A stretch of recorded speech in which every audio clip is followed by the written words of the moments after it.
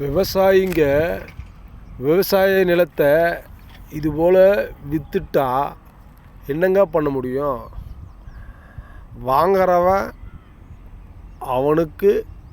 வாங்குறவனுக்கு கொடுத்த லாபம். உதாரணத்துக்கு கோயம்புத்தூரில் ஈசா மையம் ஒரு சாமியார் காட்டோரத்தில் கம்மியாக கிடைக்குதுன்னு சொல்லிட்டு ஏகப்பட்ட நிலத்தை வாங்கிட்டு இன்றைக்கி அன்னதானம் போடுறான். எங்கேருந்து வருது அந்த அன்னதானம்? அந்த உணவுப் பொருட்கள் விவசாயத்திலேருந்து தானே வருது. அந்த விவசாயம் எங்கே பண்ணுறான்? அவன் வாங்கின இடத்துல பண்ணுறானா வேறு எங்கேருந்து பண்ணுறான்? எவனோ ஒருத்தன் ஏமாந்தவன் அந்த கோயிலுக்கு வரான். யார்? ஈசா மையத்துக்கு வரான். அந்த பக்தன் போடுற பிச்சை காசில் தான்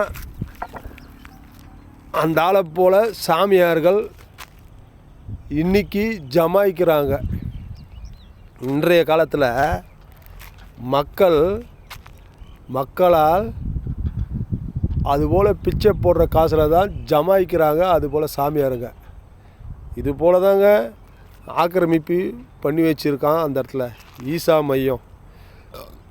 அவங்க மட்டும் இல்லைங்க, செங்கல்பட்டு மாவட்டத்தில் கூட திருவடி சூலத்தில் கூட மலை கீழே உழவு நிலம், நல்ல உழவு நிலம், அதையும் அப்படி தான் வாங்கி வச்சுருக்காங்க திருவடி சூலத்தில். அது கருமாரியம்மன் கோயில் ஒன்று, ஒரு நாய் சாமியார்னு சொல்லுவாங்க, பைரவர் கோயில் ஒன்று, அப்படி தாங்க பண்ணி வச்சுருக்காங்க. இதே மாதிரி தாங்க உழவு நிலம்லாம் அழிஞ்சு போயிடுச்சு. நிறைய எல்லாம் 3 போகம் விளையிற நிலம். நிறைய நம்ம மக்கள் சோம்பேறித்தனமாகிடுச்சு.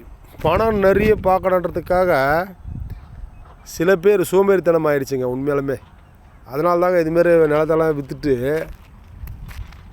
எங்கே போய் பிளாட்டுகளை வாங்கி மெயினில் பிளாட்டுகளை வாங்கி அங்கே வீடு கட்டி வாடகை விடுறது.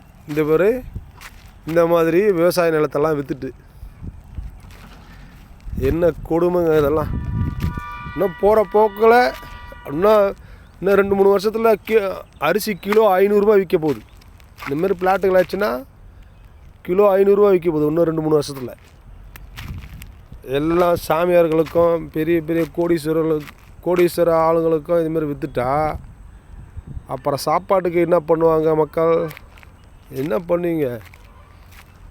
இந்த பிளாட்டில் எவ்வளோ நாளும் நீங்கள் உயிர் வாழ முடியும்? இந்த பிளாட்டில் எவ்வளோ நாள் உயிர் வாழ முடியும்? 50 வயசு 40 வயசு ஆயிடுச்சுன்னா எங்கேயாவது இயற்கை தேடி தான் ஓடணும்.